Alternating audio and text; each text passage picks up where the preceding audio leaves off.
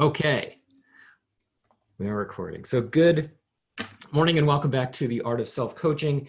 And this, of course, is, let's see, there we go. This is class 6. It's our conjoined class on resilience and vulnerability, bringing these two topics together. We could certainly spend an hour and a half on each one, but for a variety of reasons, we're tackling them together, in part because of the relationship between the two. Just a reminder of some Zoom best practices. I invite you to submit questions using the Q&A function during my remarks. I'm going to be talking very briefly and then get you into a conversation with your partner, and then I'll take some questions. Then you'll have an opportunity to submit questions throughout the rest of the course, the rest of the class session today, and I will respond at the end of the class. We'll have two Q&A sessions. Reminder to use side-by-side mode to optimize the layout. I use relatively small amounts of text on my slides, so it might be useful to expand the size of the video. If you have any feedback, both about how I'm using Zoom and about the content of the course, here's where to send it. I will read everything. I will strive to respond, but it's not always possible for me to respond, but you can definitely count on me reading your feedback. A reminder about partner conversations during the course. You're going to need to interact in real time during the class, and this could be in person if it's somebody that you are living with or sheltering in place with, via phone or a separate video call. Throughout the course, I invite you to experiment with the coaching process. Today's conversations with your partner are really going to be a discussion and then the stories exercise that I teed up. So there's not necessarily space for a coaching conversation today. It doesn't mean you can't have a coaching conversation during other times of the week. A timer appearing on screen will help you keep on track and return back to the main classroom when we move on. Here's our agenda so you can manage your energy. I'm going to get you into this discussion with your partner relatively quickly, and you'll have about 15 minutes. We'll come back. I will debrief and answer your questions, and then I'll have a few remarks on resilience. Then I'm going to get you into the partner exercise that I had you prepare. We'll come back and I will have some remarks on vulnerability, and we'll close with a debrief and I'll answer some questions again. And then some preparatory remarks for our next class on unhappiness. As usual, we're going to begin with a warm-up, but as you can see, apparently it's not a usual warm-up. I asked you to prepare for today by, in some way, shape, or form, showing up as a superhero. This is my superhero getup. This is the best I could do on short notice. I'd like you to think about these questions for a moment. So you're a superhero. What is your superpower, and how will you save the world? In this getup, I'm Coach Man, and my superpower is the ability to resist giving advice, which can be very hard at times. And my plan is to save the world one coaching conversation at a time. So what I'd like you to do now is take 2 minutes. Have this conversation with your partner. If you're not in person with each other, I invite you to share a selfie of yourself in your superhero getup. I'll see you back here in 2 minutes.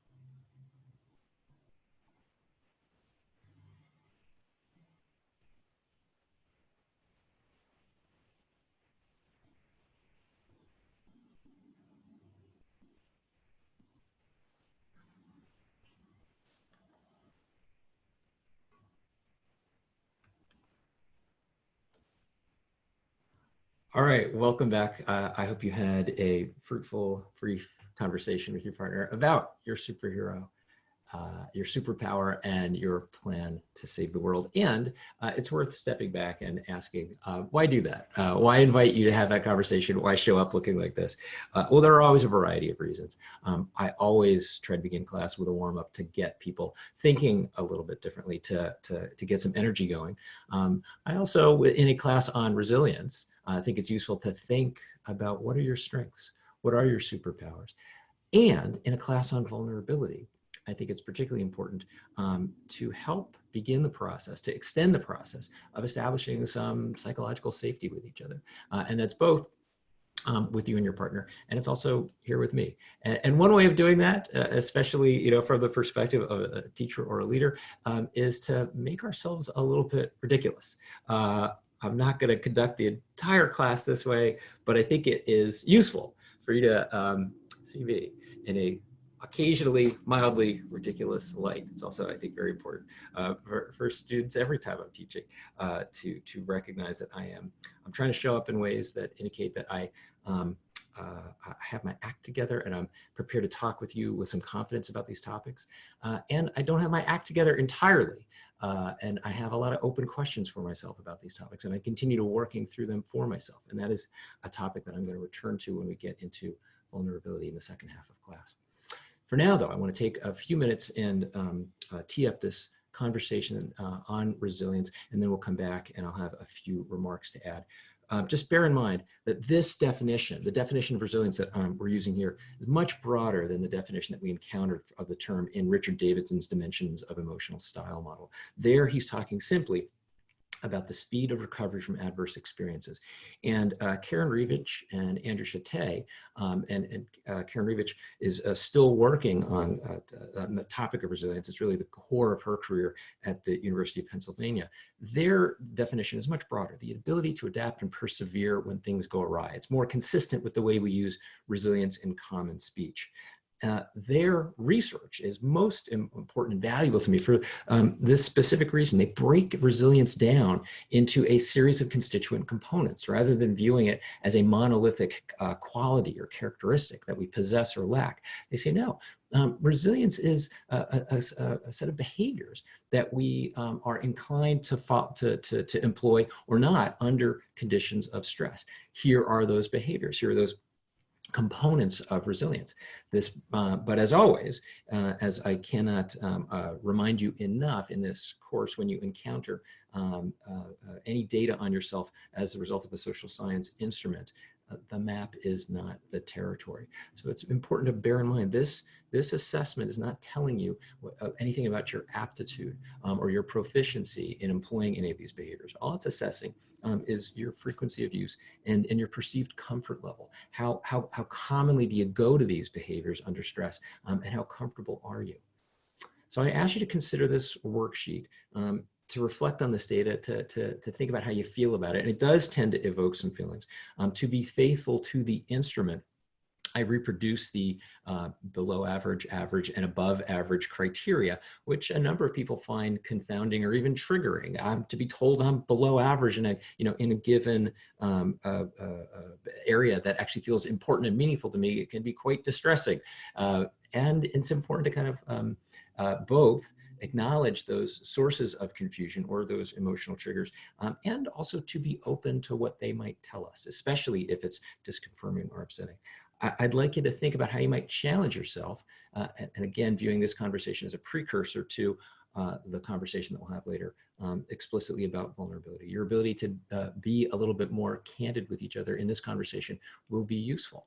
So part two of the class prep for this week was to ask yourself, how might I fully leverage my strengths? Because clearly by looking at resilience as a set of 7 different behaviors, we all have some areas where we should feel, take some pride in having a particular strength, and it may also highlight some weaknesses.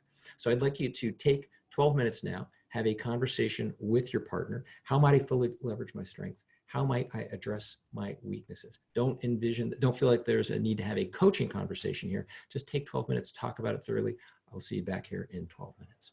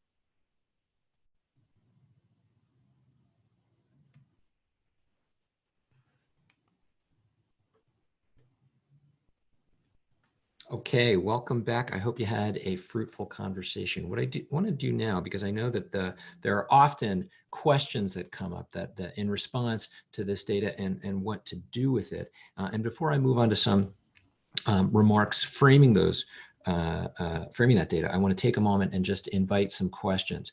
I see that we've got a few here. Okay, so let me just, okay, the book mentioned that impulse control and emotion regulation often go in the similar direction. However, isn't one way to overcome low emotion regulation having and developing higher impulse control, i.e. are they complementary? And so I want to say, potentially they are, absolutely. Note that although Rivich and Chate do emphasize, yes, sometimes we do see a correlation, they still broke them out as separate behaviors, as separate factors in this model. So they aren't entirely correlated. I have not done any sort of systematic study on this. I do know that in my work with students at Stanford, with MBA students at the Graduate School of Business, a very common pattern that students report, and again, this is anecdotal data, so take it with a grain of salt, but a very common pattern that students report is having a scoring relatively high on impulse control and relatively low on emotion regulation. I don't want to over extrapolate that, but certainly, we can make some suppositions there that a high degree of impulse control is important to succeed in professional life. And in some cases, that may actually be a way of overcoming a low degree of emotion regulation.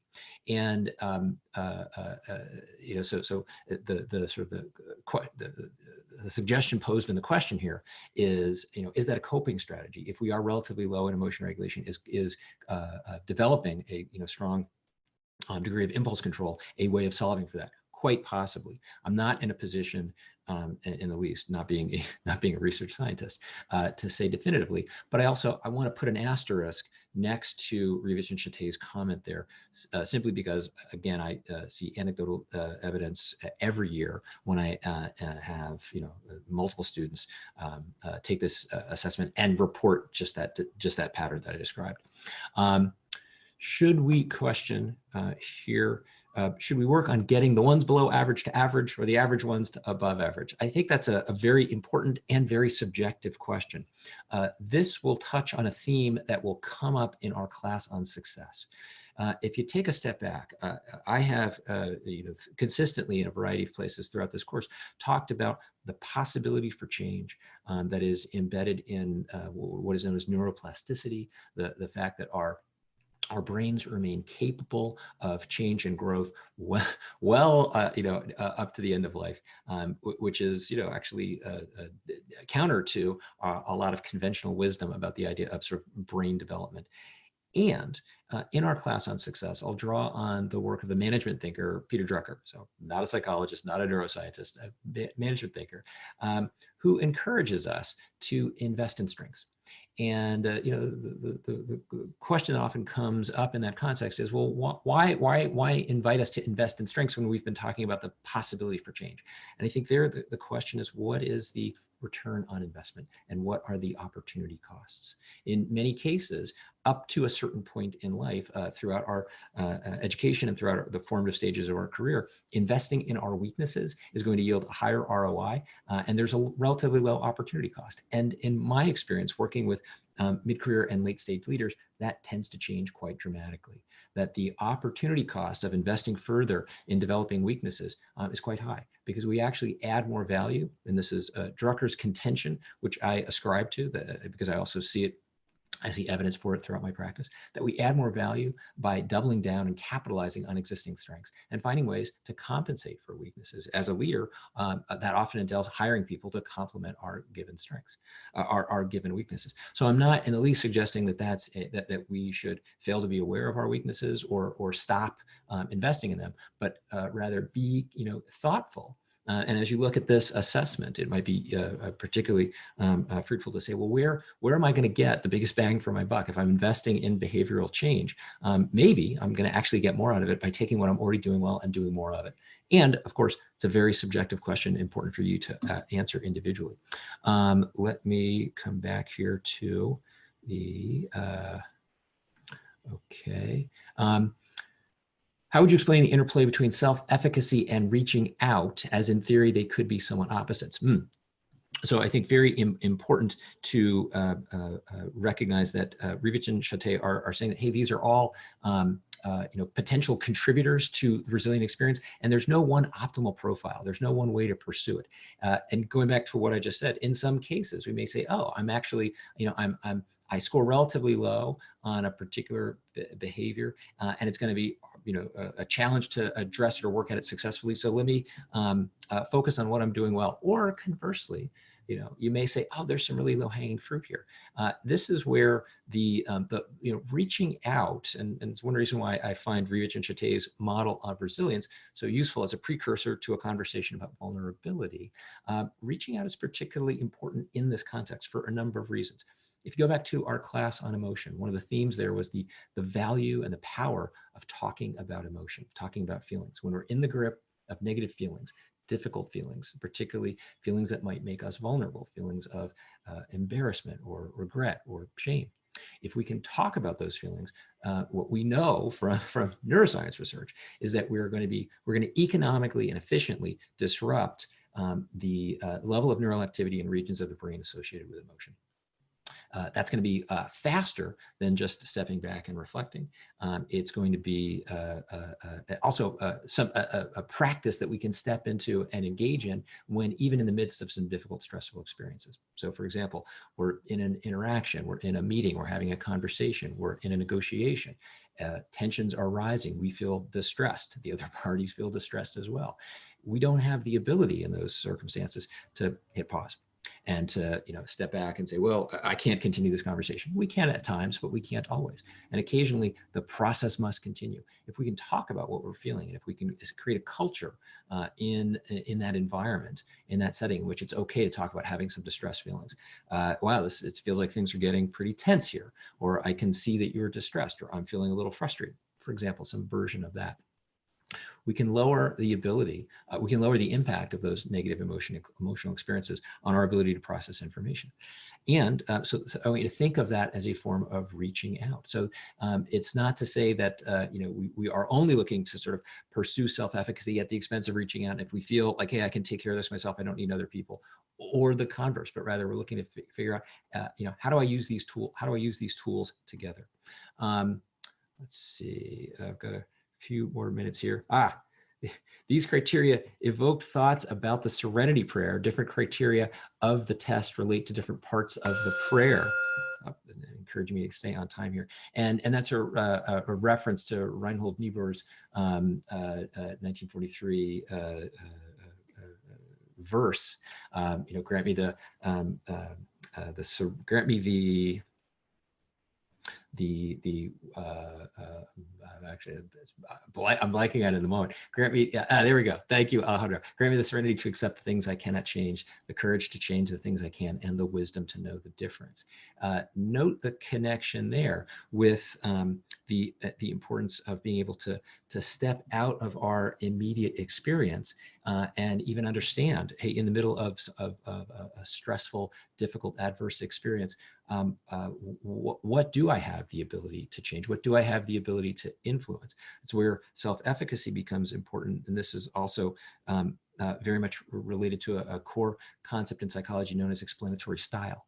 If I am able to feel a sense of agency, if I'm able to step out of an immediate circumstance or situation that might feel somewhat out of my control, in part because of the difficult emotions that are surging, or the stress that I'm experiencing, or the rapid pace of change in that given set of circumstances, if I can slow things down enough to gain a sense of understanding as to what I can control, I'm going to be able to exert some agency that's likely to manifest itself as a greater degree of resilience in the face of difficult experiences. It's also important to recognize, of course, there are limits on agency. There are many circumstances that we cannot control. That couldn't be more salient in a COVID-19 world, of course. That's a topic that we will explore in some depth next week in our class on unhappiness. And at the same time, it's important to bear in mind, even though we cannot control many circumstances and many aspects of the world around us, we can exert a great deal of influence over our emotional response to those circumstances, even if we can't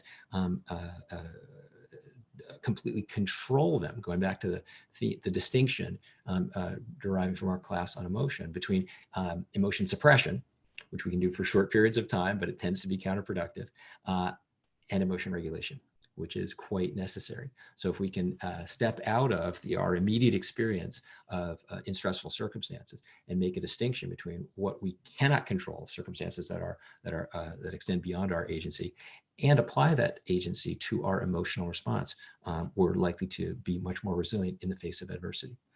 All right, I want to push on here, and I will reflect. I'll take, as I get you into the next exercise, I'll take a look at the remaining questions and see if I can pull them together in some themes for our second Q&A session at the end of this class.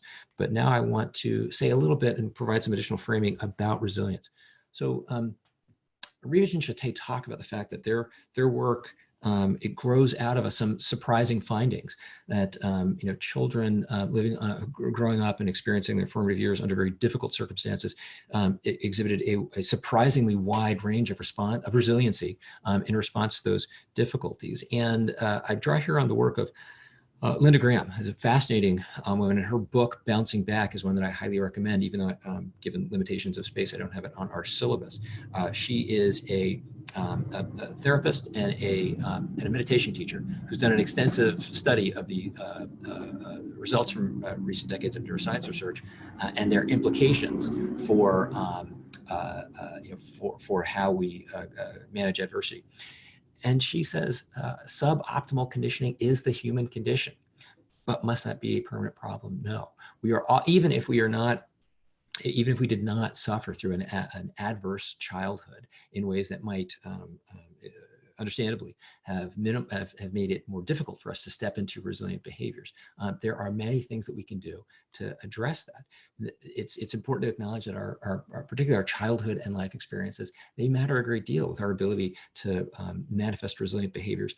But to my point earlier, change is possible, and neuroplasticity is the key. So what can we do? What does that look like in practice? Well, I want to bring you back to the importance of a mindfulness practice, and specifically meditation. And at this point in the course, people are often a little tired of me getting on a soapbox and preaching meditation, even though I will say for the last time, I think it's the single most important self-coaching tool. So you got it. If anybody listening to this right now who's had some skepticism about meditation or its value to you as a practice, if anybody picks this up and gives it a shot and sticks with it, then I will feel like that I have accomplished something useful. And what else can we do? Well, at this point, it's useful to refer back to Rivich and Chate and acknowledge, hey, there are many paths to help us manage our response to difficult circumstances. A number of them are mentioned in Rivich and Chate. They use these phrases: avoiding thinking traps, challenging beliefs, detecting icebergs, and learning what they call ABCs. It's important to acknowledge these derive from cognitive behavioral therapy, CBT. And at the time they did this work, Rivich and Chate were working together at the University of Pennsylvania, which we can rightfully regard as the birthplace of CBT. As I mentioned earlier, Karen Rivich is still there. But it's important to also step back. These are really just variations on the same theme. I don't mean to discount them. And I also, I highly, if you found the descriptions of any of these tools of particular interest as they describe which ones attach to which of the behavioral factors, the various components of resilient behavior, if you find it of interest, I highly recommend the book. It will give you a nice toolkit. And it's not necessary because if we step back and recognize really what they are all asking us to do is to identify, explore, and challenge our mental models. So let's go back to this concept, really one of the first ideas that I talked about in this class. If we recall, our perceptions shape reality. The way we define an experience and the way we define ourselves has a very powerful impact on our emotional response. So remember me, reframing, the topic that we talked about in our class on emotion. The meanings that we assign to a given circumstance has a powerful impact on our emotional response to those circumstances. The assumptions that we're making What is happening here? What are the other person's intentions? What's my perception of the sort of risk or threat or opportunity here? All of those mental models have a very powerful impact on our emotional response to a given situation. That also allows us various points of intervention, because if we can step back and assess our mental models and determine, are they helping me here? Are they getting in my way? Are they generating an emotional response that's going to be useful? Are they generating an emotional response that's going to be counterproductive? If we can reinterpret that situation and also recognize that our mental models are often constructed from a bare minimum of data that our brains are rapidly crafting into an explanatory narrative with the intention of keeping us safe, but it may not be accurate, that gives us the opportunity to shift, to influence our emotional response. So just recognizing our mental models have this powerful impact on our experience. And yet they tend to be invisible to us. They operate seamlessly. They operate outside the realm of the very small window of consciousness. So it's important to identify and interrogate them, to ask whether or not they're accurate. And this doesn't happen automatically. We develop this way of sort of navigating through the world because it's efficient. It allows us to take a very small number of data points, stitch them together into an explanatory narrative, and then immediately begin to take action in a given set of circumstances. And the vast majority of the time, that works quite well. But it's important to bear in mind, under certain conditions, particularly when we're stressed, we're not nearly as effective at processing information. Go back to a point that came up in our class on emotion. We are cognitively impaired when we're in the grip of a threat response. Now, we've evolved that way because we've, evolution has taught us, in some sense, it's safer to assume the worst. It's safer to assume that a situation is dangerous and risky and threatening. And that, by and large, has been it's been a benefit to the species. And occasionally it's a bug for us as individuals. So what we need to do is commit to some practices that will allow us to identify and interrogate our mental models, because it's rarely going to happen in the moment. Can we step back and reflect on a given set of experiences? What was my response? What were my interpretations? What meaning was I making of this situation? Can we journal about that? Because taking these abstract thoughts and rendering them concrete gives them a form that allows us to assess them more rigorously. And can we use coaching as a methodology, as a toolkit to get another person's perspective on our mental models, on the assumptions that we're bringing? That's why, one reason why, one of the values that a coach adds is not through advice, but rather simply through reflecting back. Well, here's what I'm hearing. That allows us to then say, oh, okay, that actually, I don't know how accurate that is, but it was something that it's an idea, it's a mental model whose accuracy I took for granted previously. But when I hear it in another person's language, it may give me pause.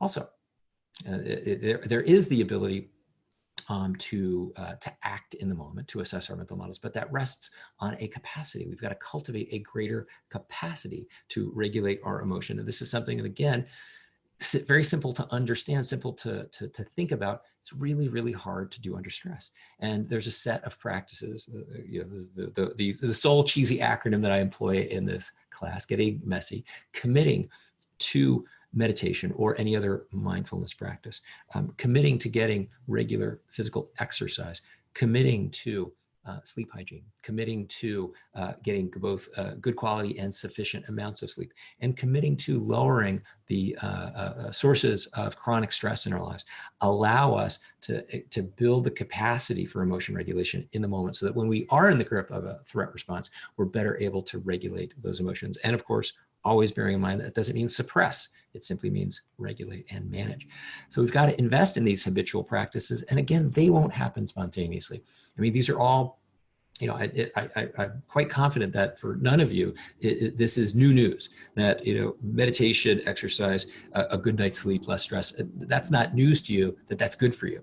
And yet, a theme that I see in my practice over and over again is that we don't follow through with those intentions. The intention of investing in practices like this, they don't happen automatically.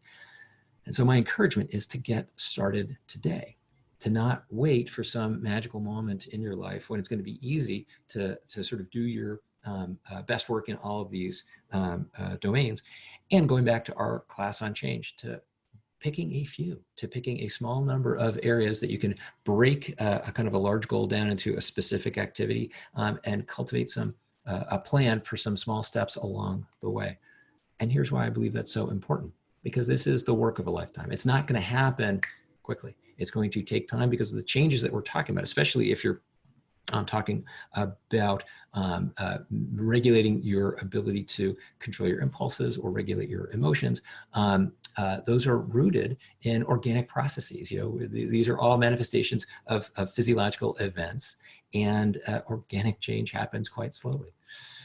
And for that to happen, it's going to require that we get outside our comfort zones. That's what makes them expand.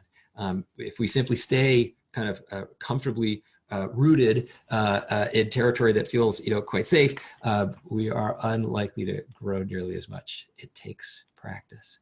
So that brings us to the topic of vulnerability. Let me say a few words briefly to tee up this topic. Drawing on the work of Brene Brown, who we explored today, but also Edgar Schein, who we talked about in the first class.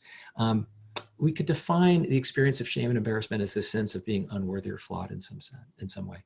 And Brene Brown's great phrase is that empathy is the antidote for these feelings. And here's why. Shame or embarrassment creates a degree of distance. We don't want to expose these feelings to others. We don't want to get close to other people in those when we're in the grip of them. And empathy makes it easier. Empathy can make it safer, more comfortable to feel close even when we're in the midst of these feelings. Shame derives its power from being unspeakable because we don't want to talk about it. It tends to curl in on itself, and we fail to avail ourselves of the many tools that we know are at our disposal to regulate emotions more effectively. This isn't just true for kind of experiences that we normally associate with triggers. Any act of seeking help can make us feel a degree of embarrassment or shame, especially in organizational life. This is also true for various forms of disclosure. When we take something that we actually would prefer to keep secret or hide it away in some sense, these kinds of feelings can result. And here's what's problematic. Our habitual responses to someone presenting us with a difficult or complex a vulnerable response often blocks empathy, when empathy would be just the right prescription for what is needed. So what I encourage you as you step into this exercise to do is to be aware of your judgments and hold back from them. Sense and validate the other person's feelings. And bear in mind that the task here is to convey understanding, not necessarily to agree. We may not agree with someone's emotional response. We may not agree with the rationale behind it, but if we can convey that we understand where it's coming from, that's going to land much more empathetically. So in stepping into vulnerability, I ask you to prepare a story and to be prepared to share it with your partner. And it feels important to have a little skin in the game here. So I am going to start. I'm going to stop the screen sharing and just put myself front and center here and take a few moments. And I asked you to be prepared to speak on a timer. I'm going to do the same thing. It feels vulnerable to be standing here talking with you about vulnerability. This experience of teaching virtually is, I have to say, quite weird for me. I'm very comfortable teaching. I will say it's taken me a long time to get comfortable standing in front of a classroom. It was something when, at the beginning of my career, I felt extremely uncomfortable with, and I've gotten comfortable with it. But one of the dilemmas here is that there's no feedback. There's no data that tells me that an experience like this is going well or not going well. It feels as close as I can describe to flying blind, in an aircraft with, very little data telling me, yes, this is having the desired impact. That's it's quite unnerving. And one of the reasons why that's a challenge in this particular context is that my aspiration in this course is to build through a series of interactions, a degree of psychological safety that allows us to tackle topics of greater depth, greater resonance, greater meaning. And that's happening right now as we step into a conversation about vulnerability. It's particularly important as we prepare to talk about unhappiness and success, quite fraught topics over the coming weeks. I'm really confident in my ability to do that in person. I've developed a lot of tools when I'm teaching a group of people face-to-face that give me a great degree of confidence that, hey, I can get folks from a starting point of not necessarily knowing each other very well or not knowing me at all and maybe feeling a little awkward about stepping into some of these topics and getting them to a point where they can have quite meaningful, candid, heartfelt, resonant, difficult but fulfilling conversations and interactions about those topics. I don't know how effective I am in this context, and I'm every week I'm kind of rebuilding the plane as we taxi down the runway, hoping that I'm going to find a way to do this that will resonate with you and that will have the desired impact on you and allow you to explore what is meaningful in these topics with your partner. It's also important to acknowledge that I believe that I have something of value to add and to kind of knit together a syllabus that takes ideas from from neuroscience and social psychology and convey it in a form that hopefully will have a meaningful impact on you. And I also want to convey quite clearly, I don't have all of this figured out. I'm relying quite extensively on these ideas to navigate myself through life under COVID-19 to figure out how do we,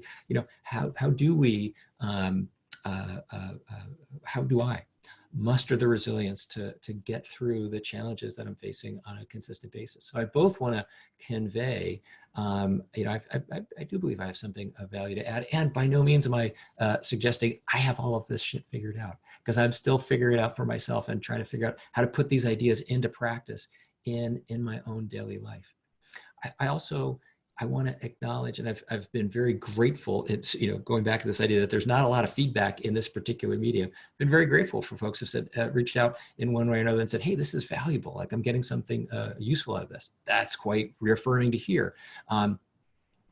And I also want to convey to you how much I'm getting out of the experience. It's both an opportunity, because I'm also simultaneously teaching this course via this medium to my MBA students at Stanford. It's a chance each week to kind of learn how to do this a little bit more effectively. I'm kind of I'm getting up the learning curve twice as fast.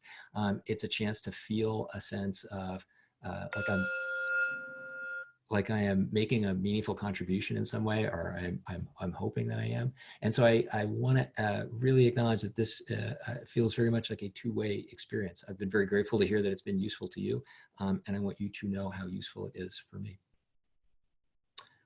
So with that, let me bring our slides back and invite you to prepare to have a similar conversation with your partner. You're going to have 5 minutes to tell your story, and then there'll be 2 minutes for the two of you to talk about it together. I'd encourage you to think, like, what would it be like to be a little bit more candid with each other, to step a little bit further into the feelings that this story may evoke. Again, you're going to have 5 minutes, then you have 2 minutes to discuss. Then person B will repeat the process. I will see you back here in 14 minutes.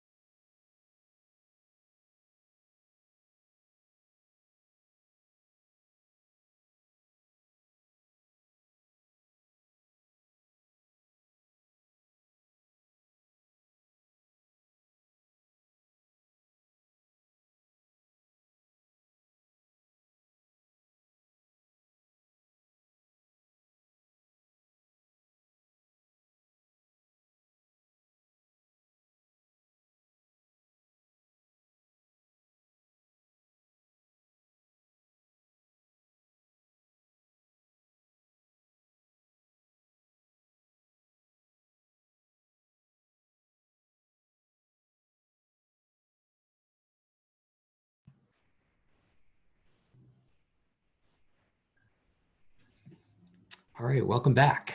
I hope you had a fruitful conversation with your partner. And I hope you will, whether it's in the moment, if you have the opportunity, or at some point after class, take the opportunity to thank them and express your appreciation for the work you're doing together and the way you're contributing to each other's learning. I want to make a few remarks about vulnerability and put this exercise in some context. And then there are a number of questions, some referring back to the experience we just had, and some referring back to the first half of class, and I'll make sure that we leave some time for additional questions. I do want to, though, take a step back and remind you of where we started here today. These elements, these constituent behaviors that constitute resilience, and ask you to just reflect for a moment on how were these present just now? How did these behaviors manifest themselves in the process of telling these stories to each other, of sharing an experience that evoked some vulnerability? In my experience in this class and in life more generally, a story like this is something we could characterize as a crucible story. A crucible in chemistry or metallurgy is it's a vessel under which substances are transformed through the application of extreme heat or pressure. And that's one way to characterize the kinds of stories that we tend to share when we're invited to talk about something that makes us vulnerable. It's an experience we had during which we were subject to some heat or pressure, and we were transformed. Something changed in us as a result. And when we tell these kinds of stories, first, we engage in some meaning making. It helps us. It's a process by which we explain what was happening to us and start to kind of surface both the assumptions that we brought and the interpretations of it, but then also get a sense to kind of to change, navigate, sort of change our interpretation and navigate, through circumstances like that a little bit more effectively. It's a way of illuminating the mental models that we bring to these circumstances. It's also a way of creating some in-the-moment connections with other people. And so let's just look at the dovetail, the various interrelationships between the process of telling a crucible story, of sharing a vulnerable experience, and resilience. By engaging in some meaning making and interpreting a situation, it's a form of causal analysis. By illustrating our mental models, it can help in the process of emotion regulation, especially if we've identified a mental model that was counterproductive, that caused us to have a negative emotional response in a given circumstance. It can also allow us to feel a heightened sense of self-efficacy, both because we may have recognized some functional mental models that served us well, or because we've got the ability to change and adjust the mental models when they're more visible to us. And of course, the act of establishing a connection through a conversation like this is a form of reaching out. It's a form of both expressing and experiencing some empathy. And typically, there's also a degree of optimism. While I'm encouraging you in a dialogue like this, not to simply leap to the sort of the conventional response of looking on the bright side, there's typically an arc to these kinds of stories where we do find or are offered some optimism that even if it's in the form of learning something from a difficult experience like this.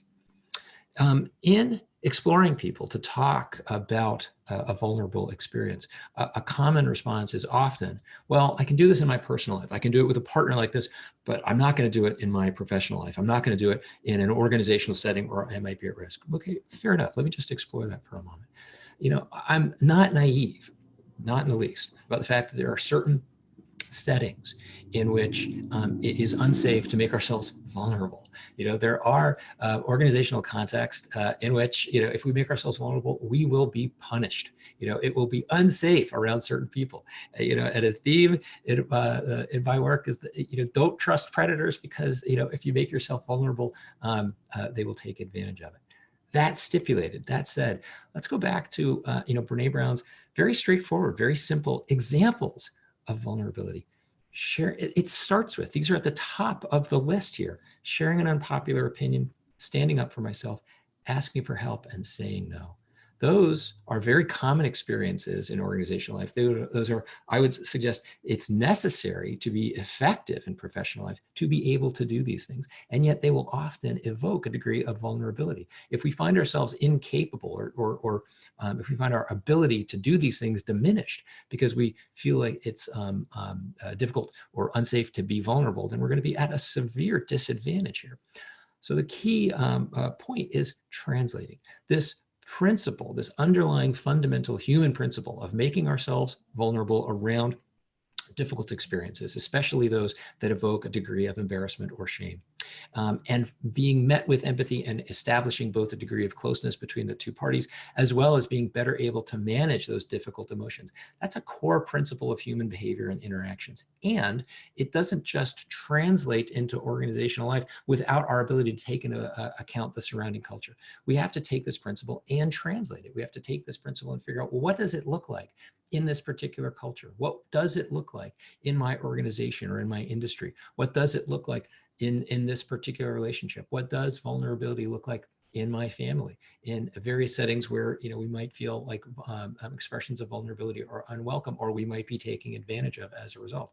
So I want you to be really thoughtful about how you take any of these principles and translate them. You know, there's no one given flavor of vulnerability. We've used the vehicle of you know, a one-on-one interpersonal conversation about a past experience. And yet, you know, just to recall Brene Brown's list, vulnerability comes in all sorts of flavors. And to be effective, you got to figure out how can it fit the context. This translation is essential, and it's up to you to figure out, what does it look like? It's also important to bear in mind, in certain cultures, a degree of conformity to the surrounding norms are really important, particularly with regard to expressions of vulnerability. If you're conforming insufficiently, if you're expressing your vulnerability in ways that are going to be you know, too much for people to handle, you're going to get expelled. At the very least, you're going to be ignored, then you'll get rejected, and then the culture will say, hey, you know, we can't handle this. But if all you do is conform, then you're not going to have the desired impact. And I would suggest that one of the reasons for exploring a body of material like this, for taking a course like this, is understanding, how do I have impact in a variety of areas?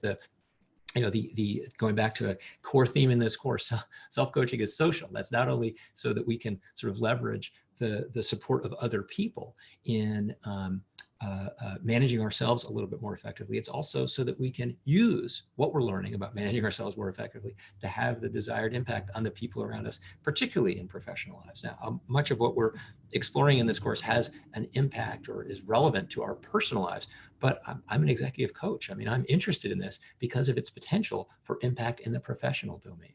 And you know, we're very good as extremely social animals. We're very good at understanding what are the norms in this given environment, in this culture, and how do I conform in a way to avoid being ignored, rejected, or expelled. And yet, if that's all you do, it's going to be a big missed opportunity to take what you're learning here and in other settings and apply it to have the desired impact. So with that as sufficient framing, or a degree of framing, it's up to you to decide whether it's sufficient. I want to take a couple of minutes and answer. Let me just give myself a little timing here. Okay. Keep myself on time. Some questions came up in the in response to the first half of class that I want to go back to, and also invite you to use this opportunity to share some questions. And before I even dive into that, I also want to express my gratitude and appreciation. And what I'm going to do is briefly stop the screen share here for a second and just put myself front and center for the comments that also came in that said, hey, we think you're doing a good job, and we appreciate the work that you are putting forth. I mean, that was affirming to hear, especially given that, you know, as I mentioned, the lack of feedback in this venue and in this environment is a little unnerving, because I'm not used to teaching in front of a screen and a camera. I'm used to teaching in front of a classroom of students. So that was affirming to hear, and thank you for that. Some questions. Going back to the, actually, I'm gonna start with some questions related to vulnerability, and then go back to some of the questions on resilience. A couple of related questions, essentially about how do we deepen the conversation with people where there might be some resistance, and more specifically, if I'm working with a group of students who might be resistant, or colleagues who might be reluctant to get closer to each other. And one way of thinking about that is, how do we create psychological safety? You may, if there's a piece on my site that I would refer you to, and I'll ensure that there's a link to it on the website for our course. It's called Safety, Trust, Intimacy, and by which I mean emotional intimacy. So safety, a sense of confidence that we're not going to get hurt, and trust, a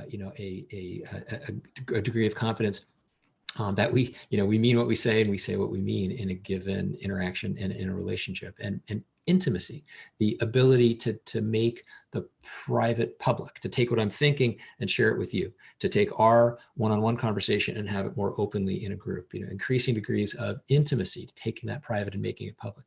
I suggest that those are kind of foundational layers for any then subsequent degree of experimentation and risk-taking.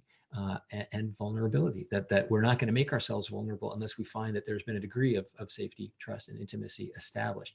And then that is the experimentation, the risk-taking, the vulnerability. Those are necessary precursors to learning and behavioral change and awareness. And it's kind of by slowly building up through those layers that we get to a greater degree. If the goal of a given group is learning and the ability to change behavior for the better, and a greater degree of self-awareness. And that's certainly the case in a classroom environment, but I would go further and suggest that really any group, whether it's an entire organization or a subset of an organization, really should have included in its goals the ability to learn and improve its performance more effectively, the ability to be more self-aware, to kind of sense blind spots and correct for them, and the ability to change behavior.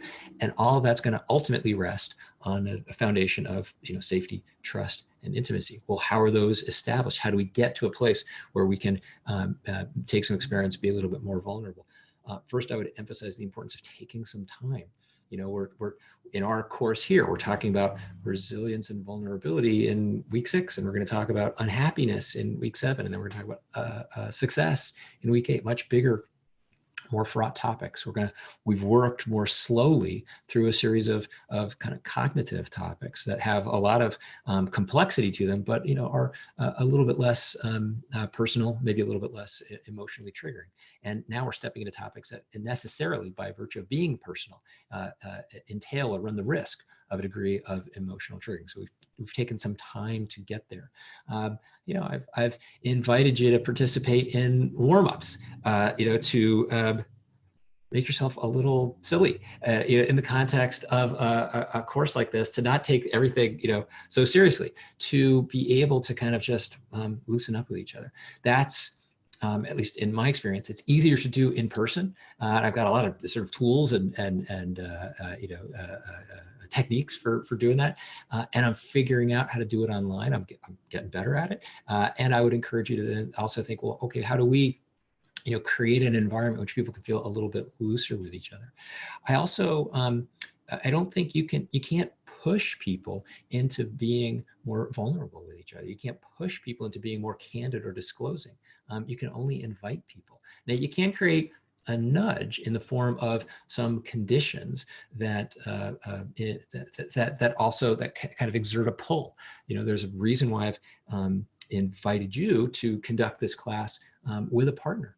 Optimally in real time, because there's with that repeated exposure and connection, there's going to be a greater level of comfort and a reciprocal. Someone's going to take a step in that process. It's going to say, hey, let's be a little bit more. Let's be a little bit more candid. Let's be a little bit more real with each other. And lastly, I would say modeling it in some sense. I've done. this is first time I'm teaching online, but I've done versions of this often enough that I know it's essential for me to walk the talk. That if I'm incapable of manifesting a degree of candor, and vulnerability, it's futile for me to invite anybody else to do the same. Now, again, I'm still very much in the process of figuring out what does that look like online, especially because we may be working in this format for an extended period of time. It seems likely that we will be. So how are we more real and vulnerable with each other in ways that suit the purpose, that suit the occasion, without the many tools that would ordinarily be at our disposal in an in-person environment. Hopefully that's useful, kind of larger context on how to encourage a greater degree of candor and vulnerability. And again, not for its own sake, not simply because it's a good thing, but in service of greater organizational effectiveness. Let me touch on some of the questions asked earlier about resilience specifically. Okay, so question about, well, what's the definition of average? And then let me just note, to be sort of faithful to the instrument, I reproduced the below average, average, above average context for Rivich and Chatte's work. And predictably, that's quite emotionally triggering for many people. We don't like being told that we're below average. And so very important, again, to take it all with a grain of salt. I am, in the form of this course, and by endorsing the work of Rivich and Chatte, I'm conferring a degree of authority on them. And we know, by specifically referring to the work of Robert Cialdini at the university, at Arizona State University, and his work on influence, when information comes to us and it's endorsed by authority, it has a bigger influence on us. And so I'm trying to be sort of responsible and saying, look, this is work that I believe rests on sound science. And is worth considering, and I don't ever want you to feel sort of kicked around by an instrument like this. All of these findings, and especially with regard to what it means to be average, they're about that mythical creature, the average person in the sample. It's always worth asking, well, who's in the sample? That was another question that was raised here, which is like, who is being sampled here? Now, I don't have specific data on the constituent components, like who was in the sample of Rivich and Chatte's work. I know their work well enough to say, hey, I believe that there's validity in us talking about it more broadly. And nothing from social psychology, nothing from the social science applies universally to us as individuals. So it's really important that even as I am both endorsing their work and presenting it with a degree of authority, for you to step back and say, well, how much does it, what's its relevance to me as an individual? One of my core aspirations for the course is that you become a more selective and choosier consumer of social science research. Because if you just take it as a given, and aren't able to subjectively assess its meaning for you, you're going to get a lot less value out of it. A question about what is the definition of reaching out? I've tried to respond to that in a couple of ways, but just, very simply, a proactive effort to connect with another person. And in this case, my encouragement was, share a vulnerable experience, share an experience that evokes feelings of vulnerability. But looking at that more broadly, a dilemma, especially that I've seen commonly in my practice with high-performing leaders, a dilemma with my students at Stanford, high-achieving people who've made it to Stanford's Graduate School of Business, is that it can be very common for people to score relatively low on reaching out. And in some sense, one interpretation I make of that is that people pride themselves on being self-sufficient. And another version of that, or another perspective on that, is that, we can feel a degree of embarrassment if we have to ask for help. It's very common in my experience as an executive coach. People sometimes reach out, express an interest in working with a coach, and it can take them a long time to actually then make that commitment. There can be a degree of embarrassment. Say, I'm used to being self-sufficient and very effective, and now I'm running into some stumbling blocks. I'm not as effective as I want to be, and so I don't know that I feel good about reaching out and asking for help. It's an understandable response, but I think if we use Rivich and Chatte's model, it helps us realize, the failure to reach out can actually prevent us from being more resilient in the face of adversity. So kind of, in some sense, letting go of the hold that a degree of that a feeling like embarrassment has over us when we reach out is particularly important. Question about the relationship between resilience and grit. one of the topics that we explored earlier. Well, first, it's just important to recognize that grit itself is viewed not with skepticism, but with, is it old wine in new bottles, as the phrase? Is grit merely another, label being applied to conscientiousness, one of the, big 5 personality traits? So it's, first, I believe that there's a lot of value in Angela Duckworth's research on grit and work by others of her colleagues. And, again, it's like none of this is physics. It's not settled science. So that said, am I aware of a specific relationship between this model of resilience that Rivich and Chate have developed and grit? No, I'm not. So we can assess for ourselves the extent at which we see some connections and parallels, but I'm not aware of a specific relationship. And then 2 quick comments. Someone simply, mentioned Stoicism, and I think as a tool in resilient behavior. And I'm glad to hear that, because I think it's good foreshadowing for next time. And we will talk about that in a minute. Then also a brief question: what are ABCs? This is this idea that under adversity, we may experience certain consequences. And a concept from cognitive behavioral therapy is that in between adversity and consequences, we should insert beliefs and understand what beliefs that we have about a given set of circumstances are evoking those consequences. This is, again, yet another lens on the idea that mental models and the assumptions and interpretations that we have of a given situation profoundly affect our emotional response in that situation. So with that, to keep us on time, I've got to hit pause on the questions. Let me share my screen again and talk through a few comments for next time and our upcoming class on unhappiness.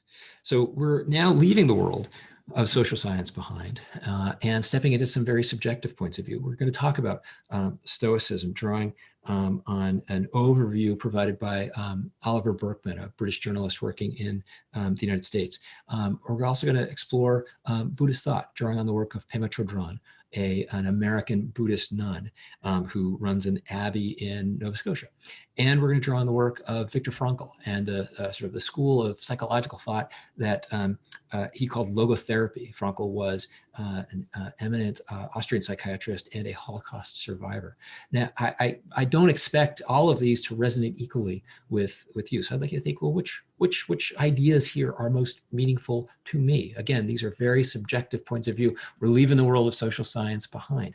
Pema Chodron is a little out there. She's a little esoteric as a writer. Again, she's a Buddhist nun who runs an abbey, in the wilderness of Nova Scotia. And I know her writing doesn't resonate with everybody for that reason, although I actually love her. That's why Berkman's chapter 3 is an option. There are 2 readings by Berkman. Chapter 2 on Stoicism is the required reading to introduce you to that body of thought. But his second chapter, or the chapter 3 on Buddhism, is an option reading if you find Chodron a little rough going. And a number of my students have reported that over the years, so that's no problem. There's also a survey. After doing the reading, it's a 1-question anonymous survey. So there's no way, you will not be identified or connected with your response. Note that I'll read some of the responses in class next week. So don't share identifying details.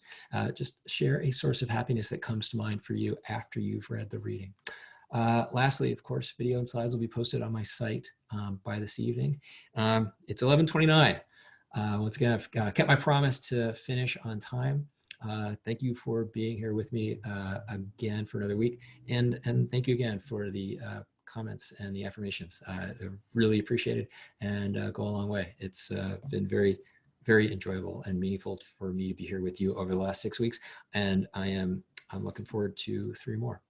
Have a good rest of your weekend, and I will see you in class next Saturday. Bye.